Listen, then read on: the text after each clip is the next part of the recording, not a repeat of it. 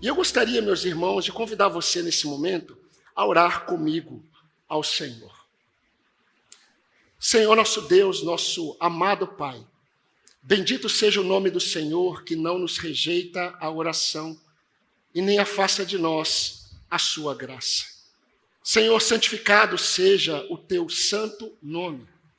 Não apenas, ó Pai, engrandecido entre as nações, que o teu nome não seja apenas reconhecido entre os povos, assim como é engrandecido nos céus, mas que o teu nome seja separado, que o teu nome seja santificado, que o teu nome seja reconhecido, que o teu nome seja meditado por nós, o teu povo, que te conhece e é chamado pelo teu nome. Senhor, desejamos também que venha o teu reino sobre nós. Não apenas que o teu reino que Cristo veio estabelecer, que ele se cumpra finalmente no retorno do nosso Salvador, mas que enquanto isso nós possamos entender que enquanto nós estamos neste mundo, nós devemos desejar, ó Pai, que este reino que tem um rei, ele comece a ser experimentado em nossos corações e que o Senhor reine em nossos corações, mas venha o teu reino. Senhor, e faça a vontade do Senhor, assim como é feito nos céus, que seja feita na terra.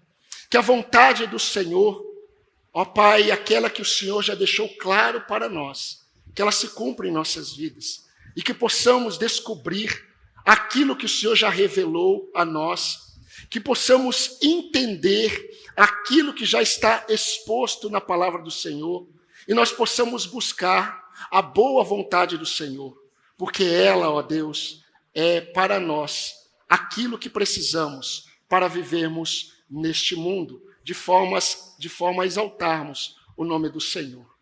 Ó Deus, nós te louvamos pela tua palavra e pedimos ao Senhor que mais uma vez o teu nome seja exaltado na edificação da tua igreja.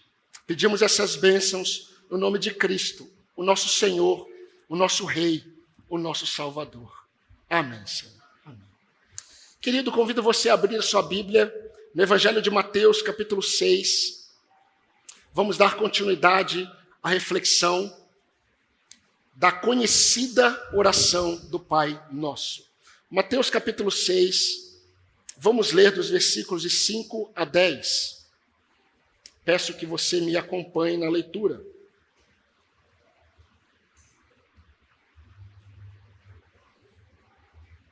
Mateus 6, 5, diz assim: E quando orarem,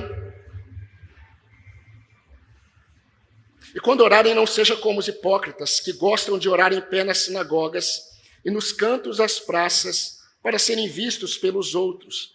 Em verdade lhes digo que eles já receberam a sua recompensa. Mas ao orar, entre no seu quarto, fechada a porta, ore ao seu pai que está em secreto. E o seu pai que vem em secreto lhe dará a recompensa. E orando, não usem vãs repetições, como os gentios, porque eles pensam que pelo muito falar eles serão ouvidos. Não sejam, portanto, como eles, porque o Pai de vocês sabe o que vocês precisam antes mesmo de lhe pedirem.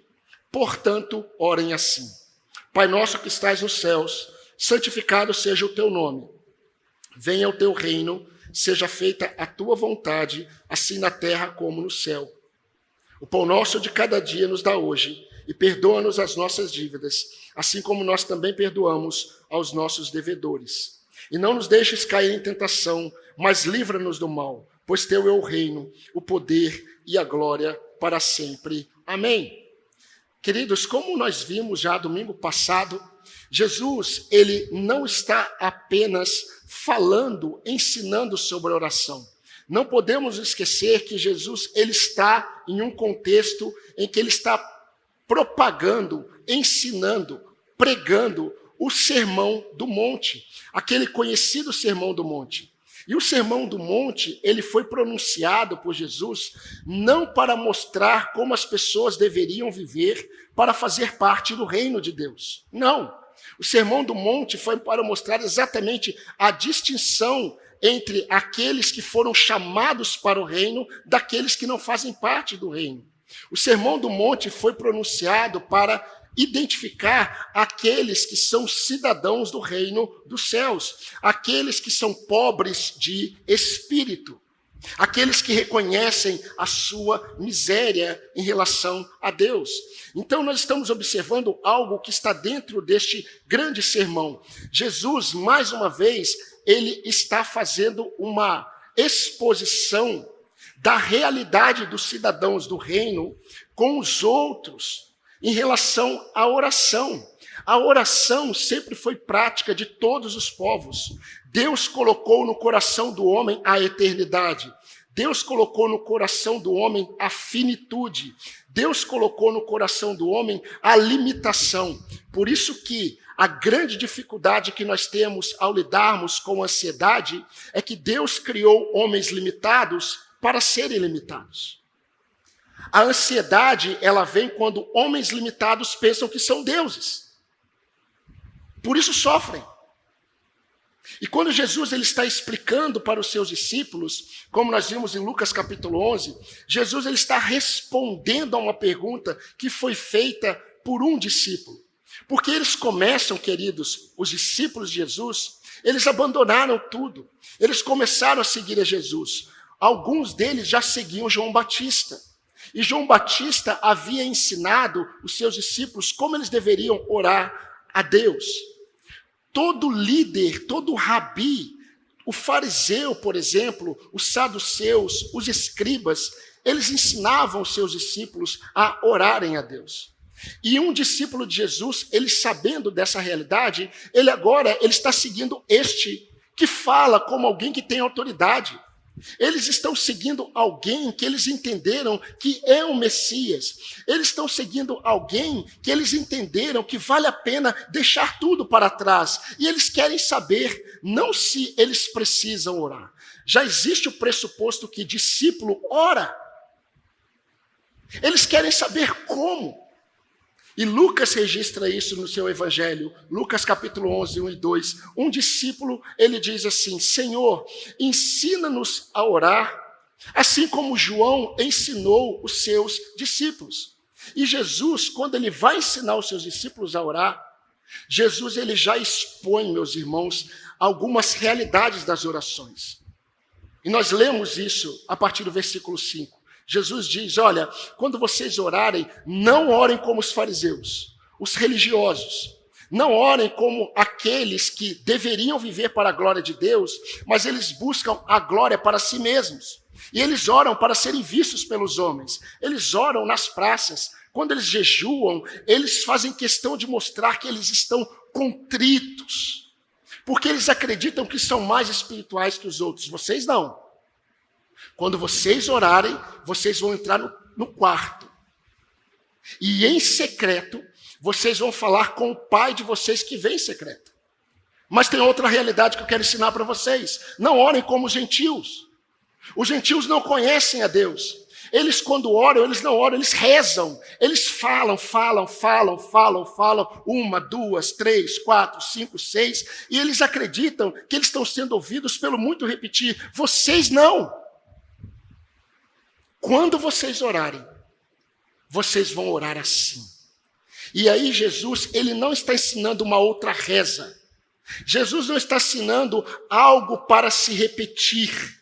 Jesus está ensinando um modelo de estrutura como aqueles que conhecem a Deus, aqueles que foram chamados para o reino, eles devem buscar a Deus.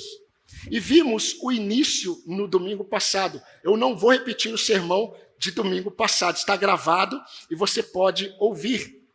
Mas Jesus, ele está mostrando para os discípulos que a oração que glorifica a Deus, exalta a Deus, não aquele quem ora. O alvo da oração que glorifica a Deus, o alvo da oração daquele que é discípulo de Cristo, não está no seu pedido. Não está nele, está voltado para aquele que ele está buscando em oração. Pai nosso, que está nos céus. Ele está acima de você. Ele conhece mais que você, mas Ele é o seu Pai. E nós já vimos, queridos, com isso que a oração do Pai Nosso, que é tão usada, isso é importante reforçar, que é tão usada em momentos comunitários, talvez você na escola, quando pequenininho, você já fez a oração do Pai Nosso de mãos dadas, não é? Várias religiões. Hoje o ecumenismo ele é muito real. O ecumenismo ele é satânico. Ele é satânico. Porque coloca no mesmo patamar a fé que é única. E Jesus, quando ensina a oração do Pai Nosso, ele já faz uma distinção. Ele mostra, a oração do Pai Nosso não é para unir, a oração do Pai Nosso distingue. Somente aqueles que foram feitos filhos de Deus, que receberam o poder de serem feitos filhos de Deus, podem chamar Deus de Pai. Não são todos os homens que são filhos de Deus. Todos os homens foram criados por Deus. Mas Pai, Deus como Pai, somente para aqueles que foram feitos filhos em Cristo, o Filho amado de Deus. Então Jesus, ele está mostrando, ele está fazendo uma distinção. Vocês, porém, não vão orar como os gentios, vocês não vão orar como os religiosos, vocês vão orar assim. E Jesus, ele começou a ensinar. E uma observação aqui aos pais. Quantos pais aqui de filhos pequenos? Por favor, levanta a mão, eu gostaria de visualizar. Ok. Quando você ensina o seu filho a orar, e você ensina o seu filho a juntar as mãozinhas para falar com Deus, você já está criando no seu filho aquele entendimento de reverência. Isso é importante. Mas você não quer ensinar o seu filho a rezar. Então, muito cuidado para não conduzir o seu filho a falar a mesma coisa todas as vezes. Obrigado pelo feijão, pelo arroz, por isso. Obrigado por isso, por isso, por isso. Obrigado por isso, por isso, por isso. Obrigado por isso, por isso. Isso é reza. E não diminua Deus em sua oração. Não ensine o seu filho que ele vai falar com o papai do céu. Não é o papai do céu, é o Senhor. Faça orações diante dos seus filhos. Permita que o seu filho veja você orando a Deus com a reverência do reconhecimento de quem Deus é. Ele está acima dos céus. Ele não é o papai do céu, ele é o Pai eterno, o Senhor dos céus e da terra. O seu filho aprende muito rápido. Mas vamos fechar as aspas aqui e continuar mostrando como Jesus ele está mostrando isso, que o que está em primeiro lugar na oração que glorifica a Deus não é apresentar a Deus o meu mundo. Quando eu busco a Deus em oração, eu não estou interessado em primeiro lugar em apresentar a Deus o meu mundo. Eu estou interessado que, no momento em que eu reconheço quem Deus é, eu trago a visão de quem Deus é para mim. E nós vamos perceber como, meus irmãos, a oração do Pai Nosso que Jesus ensina restaura a alma de quem ora. Porque coloca quem ora no devido lugar, coloca a oração, o pedido no devido lugar, coloca as circunstâncias no devido lugar, porque colocou em primeiro lugar Deus no centro. O resto vai mudar e muda mesmo. Então o alvo não está nas diversas formas de oração, mas na essência. Lembra que eu falei domingo passado? Nós ficamos muito presos às formas, como eu oro, assentado, de joelhos, no monte, no templo, onde é melhor, como é melhor. Isso é forma. Jesus está ensinando a essência. E meus irmãos, dando continuidade, o que Jesus está mostrando sobre a oração do discípulo, vamos deixar claro. O que Jesus está deixando claro aqui sobre a oração do discípulo, daquele que foi chamado por Deus, daquele que foi feito filho de Deus.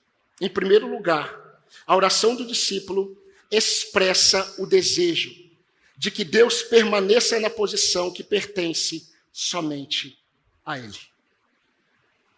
É isso que Jesus está ensinando quando Ele diz, vocês devem falar assim para Deus, santificado seja o teu nome. Meus irmãos, nos tempos antigos, geralmente o nome, ele não era considerado apenas como uma identificação apenas, um mero título para distinguir uma pessoa de outra. No período bíblico, no contexto do povo hebreu, principalmente, o nome ele tinha a ver com uma representação da personalidade da pessoa. E é interessante porque o pai dava o nome, isso no contexto de Israel, o pai dava o nome, mas ele não sabia que o filho seria exatamente o que o nome diz. Foi o caso de Jacó. Ele recebeu o nome de Jacó, e de fato ele era um usurpador. Mas o nome também não representava apenas a linhagem familiar da pessoa, mas o seu caráter. Vocês querem um exemplo? Quando João Batista ele nasce, todos da casa perguntam qual é o nome dele. Todos estavam aguardando uma repetição de algum nome. Por exemplo, Bartimeu significa filho de Timeu. Bar-Jonas é filho de Jonas. O nome ele dá continuidade àquilo que o pai deixou, a família. Então eles estão esperando qual é o nome dele. E de repente o nome é João. Todos ficam indignados, mas não tem nenhum João na família. Nenhum. Aí quando o pai dele escreve numa tábua, o pai dele estava mudo, escreve numa tábua João, que nada tinha a ver com a linhagem familiar, Deus faz um milagre ali e o seu pai começa a falar.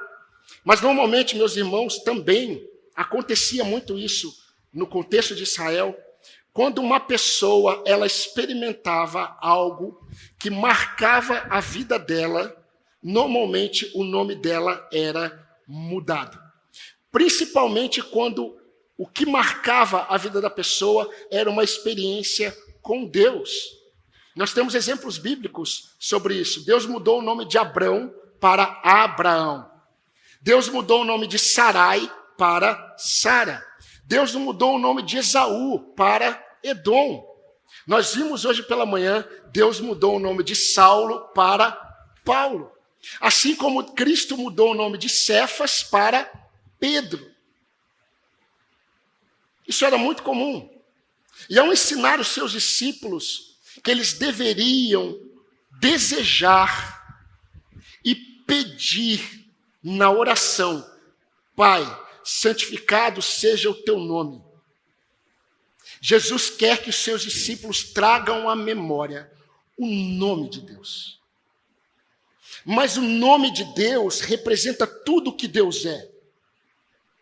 E é interessante, irmãos, porque dos versículos de 1 a 6, Jesus ele usa algumas expressões que são muito interessantes. Jesus ele fala sobre fazer em secreto e o Pai em secreto recompensa. Ora em secreto e o Pai em secreto te recompensa. A mão direita não conte à mão esquerda a oferta que ela deu, porque o Pai recompensará. Ou seja, essa oração aqui, meus irmãos, não é uma oração coletiva. Essa oração que Jesus está ensinando é aquela oração que tem a ver com a sua caminhada com Deus. Jesus quer ensinar você como indivíduo, como andar com Deus. Ninguém vê essa oração, ninguém ouve. Tem a ver apenas com quem fala e com quem está ouvindo. Somente quem ora e quem está ouvindo a oração. Percebe o que Jesus está fazendo aqui? Jesus está anulando a aparência. Que os fariseus, eles zelavam. E nós, irmãos, eu falei para os irmãos, nós podemos fazer isso? Podemos. Mas nós nos equivocamos.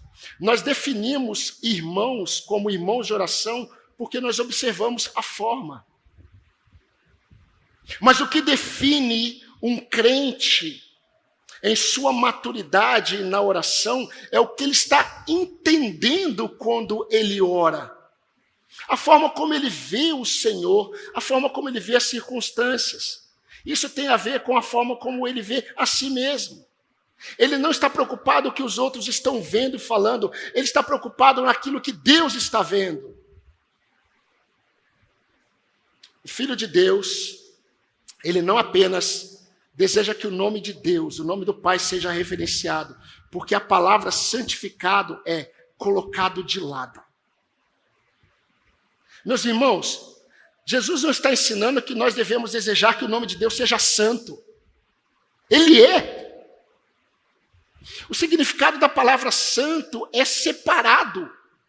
Quando nós falamos, Senhor, santificado seja o teu nome, Jesus está dizendo assim, creia e peça para que cada vez mais no seu coração o nome de Deus esteja em evidência. Que o nome de Deus no seu coração esteja no patamar que ele deve estar. Que o nome de Deus no seu coração esteja onde ele precisa estar. E quando nós pensamos no nome de Deus, nós somos levados a pensar em quem Deus é. O nome de Deus define quem ele é. Foi assim que ele se apresentou ao povo de Israel. Eu sou o que sou. Eu sou o que sou. Qual é o nome do Senhor? Quando eu chegar no Egito, vão perguntar qual é o nome do Deus que te enviou. Você dirá, eu sou o que sou, te enviou. Eu sou o que serei. Eu sou o que eu sempre fui, eu sou o que eu sou o que eu serei. Não tem como me limitar. O nome do indivíduo o limita. O nome de Deus não. E meus irmãos, isso é muito profundo, porque esses que estão pedindo, eles são hebreus. Eles sabem que o nome de Deus define Deus. Entenda que esse foi o grande pecado de Israel. Eu quero ler para você. Quando o povo de Deus estava no cativeiro, Deus levantou o profeta Ezequiel. E o profeta Ezequiel foi para o povo e disse o seguinte: eu revelarei, diz o Senhor, a minha santidade do meu grande nome, que foi profanado entre as nações, porque vocês profanaram o meu nome no meio delas. Mas as nações saberão que eu sou o Senhor, diz o Senhor Deus, quando eu manifestar a minha santidade diante delas por meio de vocês. Eu vou fazer grande o meu nome no meio do meu povo. A prática de vocês profanar o meu nome das ações. Mas eu vou fazer o meu nome grande quando eu santificar o meu nome em vocês. Quando Jesus ensina os seus discípulos, orem em primeiro lugar assim, santificado seja o teu nome, é ao mesmo tempo em que eu começo a orar e eu digo, Senhor, santificado seja o teu nome, eu estou separando quem Deus é na minha mente. O nome de Deus o define, mas não o limita. Na Bíblia, Deus é chamado de Jeová Nissi. Eu sou Deus, provedor. Na Bíblia ele é chamado de Jeová Ra. O Senhor é o meu pastor. Na Bíblia ele é chamado de Jeová Shalom. O Senhor é a minha paz. Eu não sei se vocês estão percebendo. Quando o discípulo de Cristo ora, santificado seja o teu nome, e no seu coração ele já separa o nome de Deus, o nome de Deus vai fortalecê-lo, o nome de Deus vai redirecionar o seu coração, o nome de Deus irá santificá-lo, porque Deus estará no lugar em que ele deve estar. O nome de Deus separado, santificado, reverenciado, considerado. Eu gosto da palavra considerar. Na perspectiva bíblica, considerar ao Senhor, sabe o que é? É refletir. Considerai, pois, atentamente aquele que padeceu tamanho sofrimento dos pecadores contra si mesmo. Considerai atentamente, reflita sobre Cristo.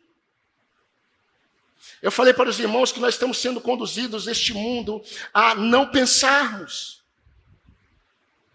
Não há tempo para pensar.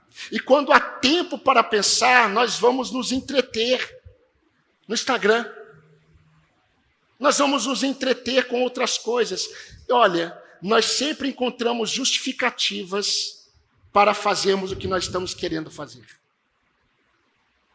John Piper disse certa vez, o que eu mais gosto no Facebook e no Instagram é que no último dia, diante do Senhor, nós não teremos condições de dar desculpas do porquê não oramos. Mas santificar o nome de Deus é pensar nele. É trazer a memória antes de pedir. Vocês conseguem perceber a estrutura? Antes de vir os pedidos sobre mim, que tem a ver com o pão de cada dia, o perdão dos pecados, antes de vir os pedidos sobre mim, antes de apresentar a Deus o meu mundo, o pedido do adorador é trazer o mundo de Deus para si, entendendo quem Deus é. Santificado seja o teu nome. Separe o nome de Deus. É isso que Jesus quer. Reverencie o Pai. E quando você pensa no Pai, quando você considera o Pai, quando você considera o nome de Deus, talvez altere até os seus pedidos pessoais. Sproul, o falecido irmão Sproul, ele disse que isso significa que Deus é outro e diferente de qualquer coisa que possamos experimentar ou encontrar no universo material.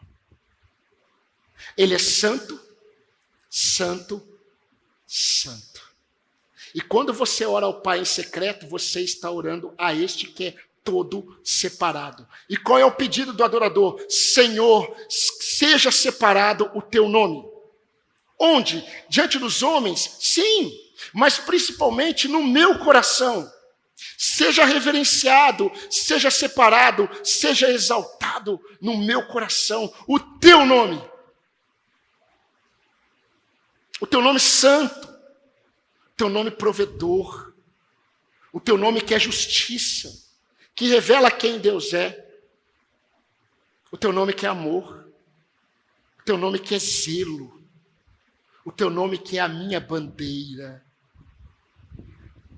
No início da oração, santificando o nome de Deus, o meu coração começa a ser tratado e restaurado pelo Senhor. Santificado seja o teu nome é um pedido pessoal a Deus, para que ele esteja em um lugar de destaque, a começar na minha vida. Meus irmãos, isso significa que nós estamos desejando que ninguém e nada assuma este lugar na nossa vida. Quando um discípulo de Jesus entende o que é pedir, santificado seja o teu nome, na prática ele está dizendo assim, Senhor, sendo santificado o teu nome na minha vida, eu não quero que nada assuma o lugar que é dele. Agora imagine fazendo isso em todas as suas orações. Isso significa que nós estamos pedindo que todos os ídolos sejam destronados.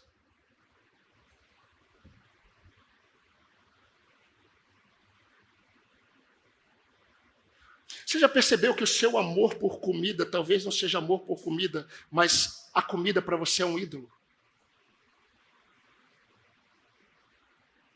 Você já percebeu, marido, que a sua esposa pode ser para você um ídolo?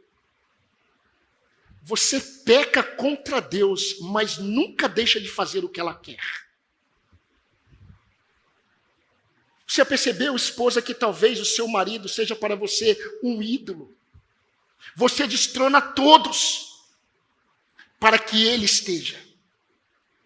Pai, mãe, você já percebeu que talvez o seu filho seja para você o seu ídolo?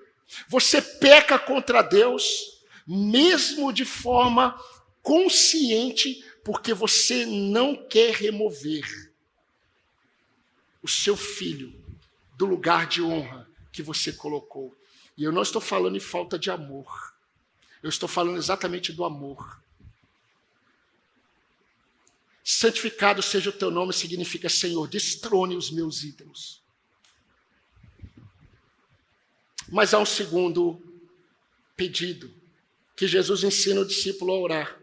Jesus ensina que a oração do discípulo deve expressar o desejo de que o reino de Deus se estabeleça entre nós. Venha a nós o teu reino. Meus irmãos, essa pregação, ela é uma pregação doutrinária. Porque nós falamos no início do ano que nós precisamos nos aprofundar naquilo que nós já conhecemos. E nós precisamos começar esse ano nos aprofundando naquilo que Deus nos deu como dádivas que nos aproximam dele, que é a oração e a leitura da palavra. Nós precisamos aprender, nos aprofundar, sermos aperfeiçoados na oração, assim como precisamos ser aperfeiçoados na leitura da palavra de Deus. Porque são essas dádivas que nos aproximarão dele. Mas isso só é possível para filhos, aqueles que se renderam a Cristo, aqueles que reconheceram seus pecados diante de Cristo, o Senhor e Salvador. Mas Jesus ensina os seus discípulos: vocês, porém, não vão falar apenas santificado seja o teu nome. Vocês não vão apenas separar Deus do coração de vocês e deixá-lo no lugar que é dele. Vocês vão fazer outro pedido. Vocês vão dizer assim: Pai, venha a nós o teu reino. Meus irmãos, se existe uma doutrina presente e que une Antigo Testamento e Novo Testamento, é a doutrina do reino de Deus. Todos os textos que você ouve, eu já falei sobre isso, sobre a revelação ou textos escatológicos, têm a ver com o reino de Deus.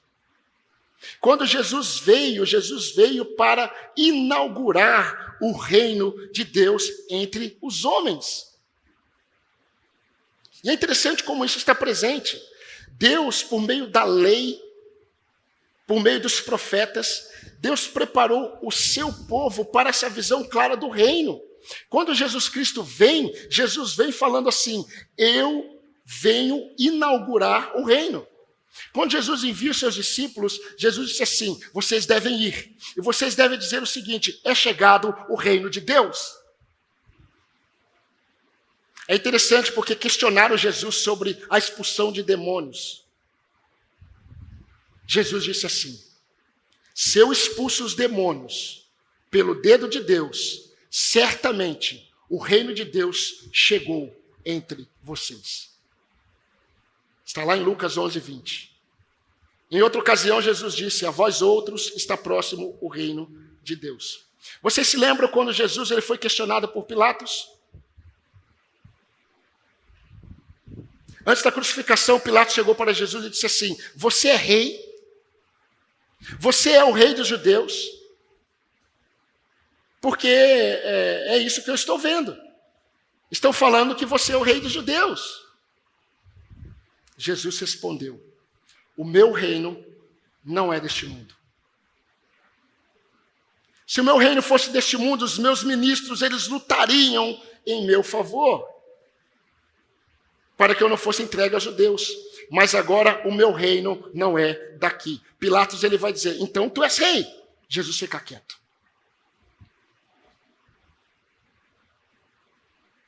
Mas quando Jesus vem ao mundo, ele inaugura o reino de Deus. Mas Jesus não consumou esse reino. Nós estamos aguardando a consumação do reino de Deus. E meus irmãos, eu não sei como você interpreta as Escrituras. Eu não creio que nós vamos passar a eternidade apenas cantando e louvando a Deus. Eu creio que Deus irá restaurar todas as coisas, os céus e a terra serão restaurados. Eis que faço nova todas as coisas. Nós reinaremos aqui com Cristo. Um reino literal. Ele reinará entre os homens. E nós reinaremos com ele. Ele não vai destruir todas as coisas. Ele irá restaurar para a sua glória a nova Jerusalém que desce dos céus. Nós estamos aguardando a consumação do reino. Você não precisa vir depois me questionar sobre a minha interpretação, tá bom? Tem um monte aí. Isso tem a ver com aquilo que eu ensino e vou ensinar à minha igreja. Ah, pastor, mas não tem o céu? Tem. Eu só estou querendo dizer que as coisas não vão desaparecer. O Senhor vai restaurar. Por isso que a criação geme. Ela geme aguardando a redenção dos filhos de Deus. Toda a criação. Esses dias eu estava no meu período de descanso e acordei de manhã e eu ouvi os pardais cantando. Eu finjo que é coleirinha, eu finjo que é canarinho, mas é pardal, e pardal canta bonito. É só você dar o devido valor a ele. E eu estava ouvindo os pardais cantando e eu falando: Senhor, Eles estão cantando, eles estão felizes, eles estão adorando ao Senhor, mas eles estão gemendo. E estava muito quente, eu olhei um pardal, ele estava no muro com o biquinho aberto, estava morrendo de sede. Eu fui lá, peguei uma tampinha, enchi de água, porque eu falei, Senhor, isso é um pouquinho do gemer do pardal, mas toda a criação está gemendo, aguardando a nossa redenção. Senhor, eu também estou. Os meus irmãos estão, nós estamos aguardando a consumação do reino. Venha, Senhor. Eu aprendi com Jesus na oração do Pai Nosso que eu devo desejar, venha o teu reino. E quando eu oro assim, eu já sei de cara que eu não sou o rei. Eu sou súdito. Eu sou servo. Eu não busco a Deus falando, Senhor, eu determino que o Senhor faça a minha vontade. Senhor, faça isso, faça isso, faça isso. Senhor, venha o teu reino, porque tu és rei. Eu desejo que o Senhor reine entre todos os povos, diante de todos os povos, diante de toda a terra. Mas eu sou teu discípulo, reine em meu coração, reine em mim. Quantos cânticos a gente canta, Senhor, reine em mim. Mas na segunda-feira, quem está reinando sou eu. Na terça-feira, quem está querendo conduzir todas as coisas sou eu. Eu faço os meus planos e projetos e chamo Deus, o meu arquiteto, para assinar o meu projeto. Senhor, faça a tua vontade, mas está aqui. A minha. Aqui. Eu posso apresentar a minha ao Senhor, sim, mas é depois. É depois que eu falo, venha o teu reino. Jesus ocupa o assento de autoridade mais elevada de todas. A Bíblia diz que toda autoridade, ele falou isso, toda autoridade me foi dada no céu e na terra. Toda. Nós ainda não vemos essa autoridade claramente, mas toda autoridade foi dada a Jesus. Você sabia, discípulo de Jesus, que ele é o seu rei? É apenas para orientar você. Ele é seu rei. Não é você. Isso embasa o terceiro pedido. O Senhor diz que haverá um dia em que o reino será consumado e todos os joelhos de todas as tribos e todos os povos se dobrarão perante ele. Está em Romanos capítulo 14, versículo 11. Querido, fique registrado, ouça quando você puder, mas todos os joelhos se dobrarão. Amém, igreja? Todos. Alguns prontamente com alegria. Eu tenho certeza que quando o meu Senhor aparecer, eu não vou sair correndo, pulando, eu vou cair prostrado. Essa ideia humanizada e romântica de que eu vou sair pulando e vou abraçar o meu Jesus, você vai cair prostrado diante da santidade dele e amando isso. Quando Jesus tocou nas costas de João em uma visão, ele caiu como morto. Está lá em Apocalipse. E aquela palavra que vem dele, não temas. Eu já falei para vocês esse momento em que os discípulos estavam reunidos, com medo da autoridade, das autoridades romanas, logo depois que Jesus foi morto. Eles estavam em uma casa, as portas estavam trancadas. E todos estavam com medo do que iria acontecer. Mas tinha alguém ali que estava com o coração muito apertado. E esse homem era Pedro. Meus irmãos, ninguém foi com Jesus até a cruz. Todos deixaram Jesus no Getsêmani e fugiram para que se cumprissem as Escrituras. Vocês pegarão o pastor e as ovelhas serão dispersas. Isso iria acontecer. Mas imagina o coração dos discípulos. Nós não fomos com ele. Pedro poderia falar, eu fui e o neguei. Aí Jesus aparece.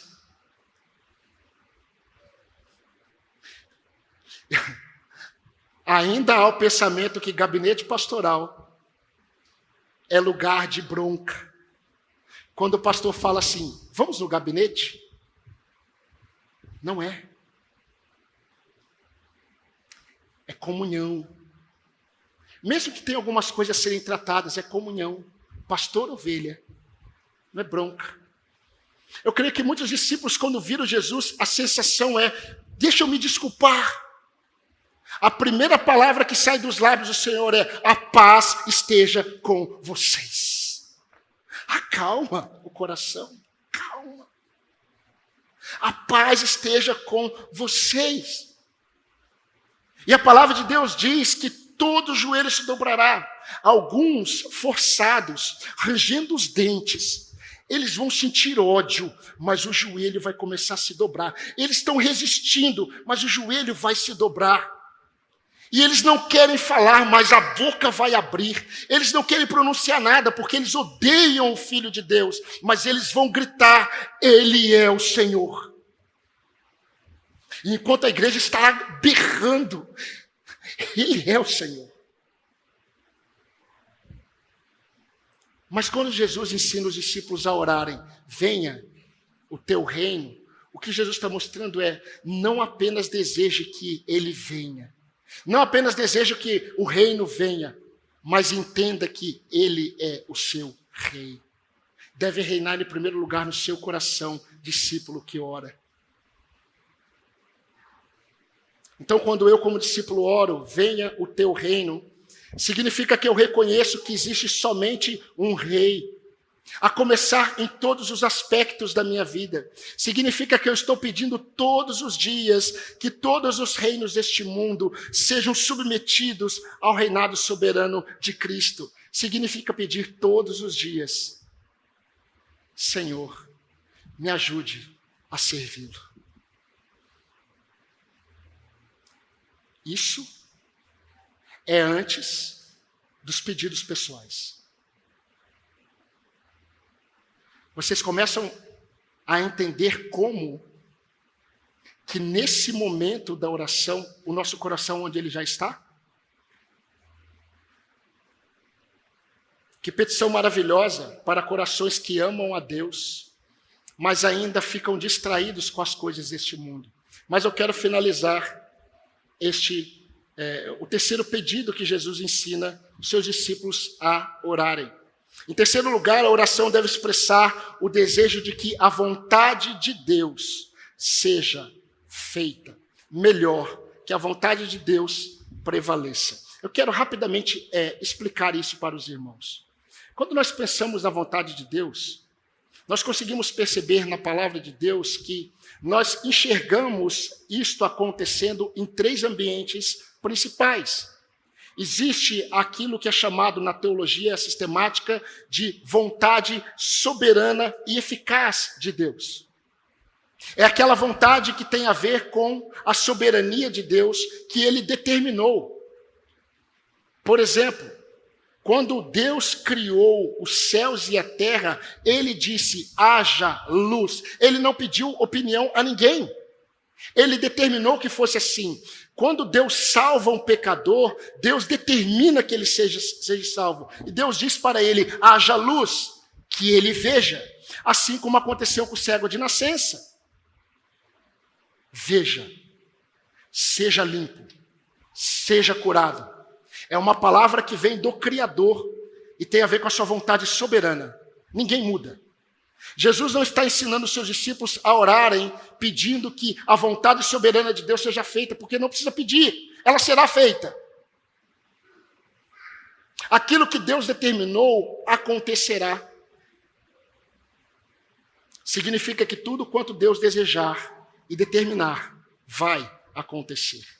Mas existe aquela vontade, que essa é mais conhecida no meio cristão, que é aquela vontade de Deus que nós não vamos saber. Que tem a ver com aquilo que Deus determinou para a vida de cada um. A minha história não é a história do Diego. A minha caminhada com Deus não é a caminhada com Douglas. Aquilo que Deus determinou para a minha vida não é o que Deus determinou para a vida do Sandro. Mas eu não irei saber isso. Davi, ele vai falar muito sobre isso. Eu não sei se você se lembra, Davi, ele era um rei já estabelecido em Israel. Ele está morando numa casa de cedros. Meus irmãos, morar numa casa de cedros naquele período é morar naquele condomínio que nem Taubaté tem. Naquela casa. Ele era rei. Mas Davi está triste. Porque a arca de Deus está numa tenda. E ele chama o profeta Natã e diz assim: profeta, olha como o profeta conhecia o coração de Davi. Profeta, eu habito em uma casa de cedros e a arca de Deus numa tenda, no tabernáculo. O profeta Natã olha para ele e diz assim: faça tudo o que está no seu coração. Não foi bom conselho. Na verdade, nunca é um conselho bíblico dizer faça o que está no seu coração. Tanto é que quando ele sai, Deus manda ele voltar. Natã volta. Na mesma noite, Natã voltou. Foi péssimo o seu conselho. Eu entendi a motivação, eu conheço Davi. A motivação de Davi é muito boa, mas volta e diz algumas coisas para Davi. E aí Deus diz muitas coisas para Davi. E a principal é: eu nunca habitei em uma casa feita por mãos humanas. E é interessante esse texto, e é tão maravilhoso, que no final Deus diz assim para ele: eu vou fazer casa para você. O teu reino não terá fim. Depois que Deus trata o coração de Davi, Davi vai ao templo. Davi vai ao lugar onde a arca está. E a Bíblia diz que Davi se assenta. Ele não ajoelha. Perceba como não tem a ver com a forma? Ele se assenta e ele fala com Deus. Então o rei Davi entrou no tabernáculo, assentou-se diante do Senhor e orou e disse: quem sou eu, ó soberano Senhor, e o que é a minha família, para que me trouxestes a este ponto da história? Ou seja, havia uma vontade soberana de Deus, que Deus iria executar independentemente dos seus servos. E havia aquela vontade que não foi revelada a Davi, que era de Deus para com Davi e de Deus para com Salomão, seu filho, que construiria um templo. Davi entende isso e escreve o Salmo. E ele diz assim no Salmo, você vai lembrar, porque eu acho que você, de vez em quando, lê ele. Os teus olhos viram a minha substância ainda informe. E no teu livro foram escritos todos os meus dias, cada um deles escrito e determinado, quando nenhum deles ainda existia. Essa é aquela vontade de Deus que não é revelada, mas já está determinada para cada um dos seus filhos. Não é sobre essas vontades que Jesus está ensinando seus discípulos a orar. Então, Jesus não está ensinando você a falar assim: qual é a tua vontade para a minha vida?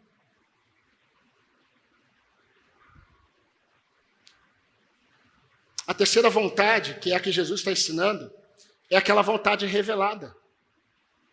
Revelada claramente na palavra de Deus.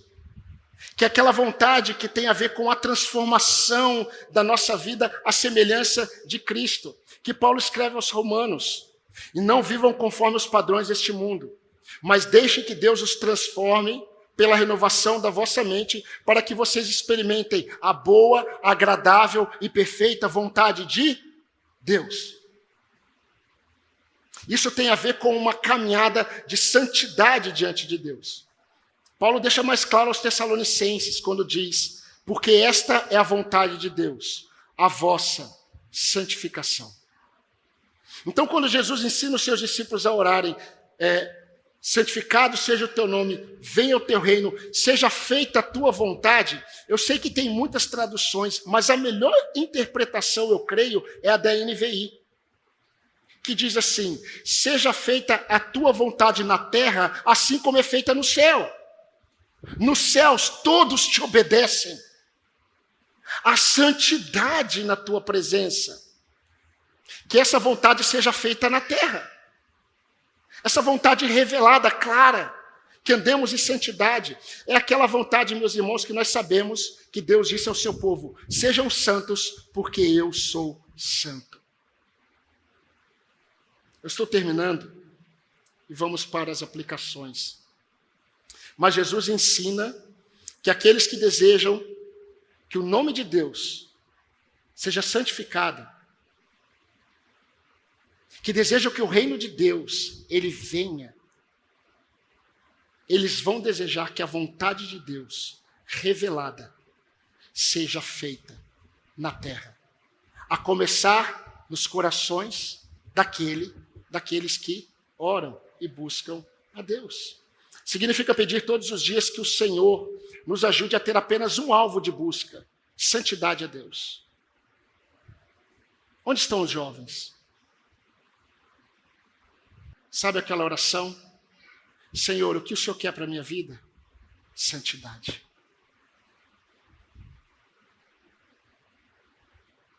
Com quem que o Senhor quer que eu case? Não é essa oração.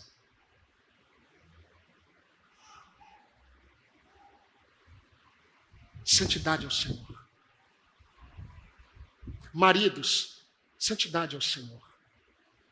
Seja feita a tua vontade revelada, e a vontade de Deus é a vossa santificação. Pare, homens, de olhar coisas que ofendem o seu Salvador.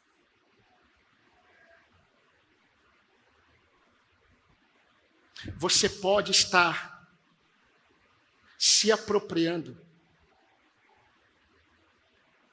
de pecados de outros, mas você está pecando da mesma forma contra o seu Senhor. Mulheres, muito cuidado com as coisas que você ouve, a começar pelo seu próprio coração. Porque muitas das coisas que você dá ouvido não tem a ver com a vontade de Deus, que é a sua santidade.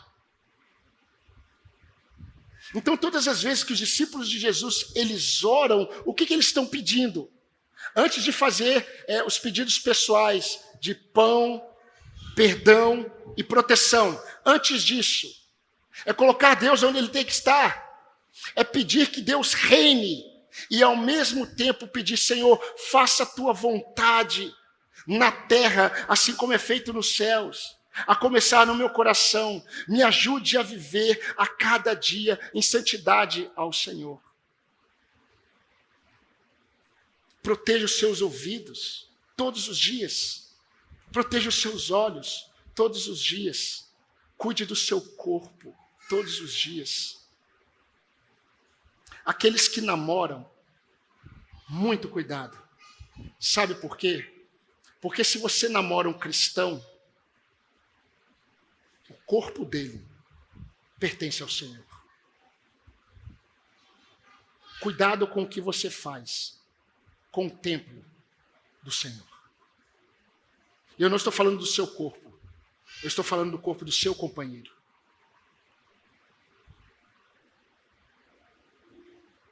Mas a língua precisa ser santificada.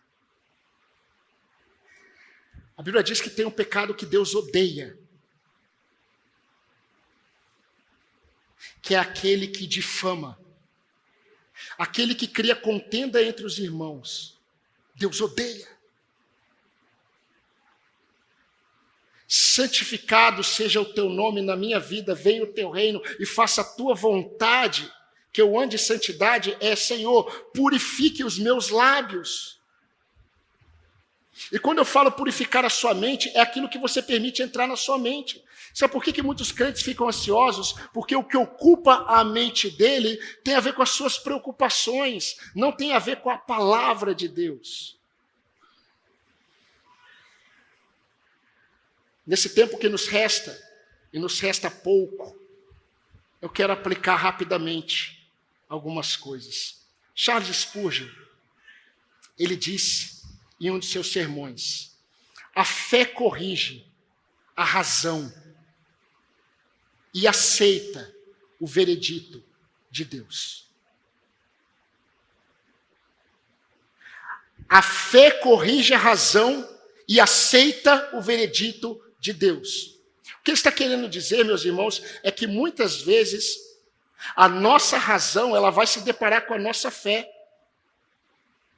E quando a nossa razão se depara com a nossa fé, e a nossa razão é contrária à nossa fé, a razão daquele que anda com Deus vai se render à fé e vai aceitar o veredito de Deus. Mas também é verdade que a nossa consciência corrige a fé. A consciência correta sobre o que Deus deseja de nós corrige a nossa fé. Eu fico muito triste quando eu vejo tantos irmãos vivendo de uma forma tão distante da verdadeira fé. E eu sei que esse distanciamento da fé não é porque eles não creem em Deus, não é porque eles não creem em Jesus, é porque a consciência, o conhecimento que eles têm do Senhor está totalmente deturpado. Isso deturpa a fé. Crê errado, confia errado, acredita errado, caminha errado. Queridos, o privilégio do livre acesso, o privilégio da paternidade divina, o privilégio da intercessão do Espírito Santo, o privilégio que nós temos da mediação do nosso sumo sacerdote, deveriam ser suficientes para nos levar todos os dias a reconhecermos a quem nós estamos nos dirigindo em oração. E deveria também conduzir o nosso coração a entendermos que, em primeiro lugar, nós devemos buscar a exaltação do seu nome, melhor, a exaltação do seu nome. Nós devemos buscar, em primeiro lugar, o estabelecimento do seu reino no nosso coração e a submissão à vontade já revelada a nós. Essas são as petições excelentes que preparam o coração do discípulo para os seus pedidos pessoais. Agora, olhe para a sua prática. Perceba como esse ensino nos santifica. Nós falamos isso, e eu estou repetindo, o Senhor quer nos conduzir a um amadurecimento na oração. Olhe a sua oração, nós vamos perceber que muitas vezes a nossa oração, a gente já entra na presença de Deus, quando a gente deveria fazer isso como Davi. Entre na presença de Deus e se assente, respire, pense e diga: Senhor, bendito seja o teu nome, que não nos rejeita oração e nem afasta de nós a sua graça. Santificado seja o teu nome.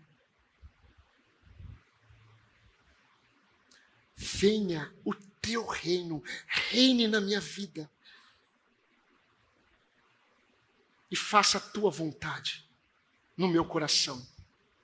A vontade que eu sei de andar em santidade de vida. De negar isso, negar isso, negar isso e negar isso. De renunciar isso, isso, isso, para que o teu nome seja engrandecido. Se em toda oração você fizer isso, eu tenho certeza que a sua vida vai mudar, inclusive as suas ansiedades e os seus temores. Resumindo, esse modelo de oração, ele tem consciência, esse modelo de oração tem coração, e esse modelo de coração também tem intenções voltadas para Deus. Eu vou afirmar algo a você.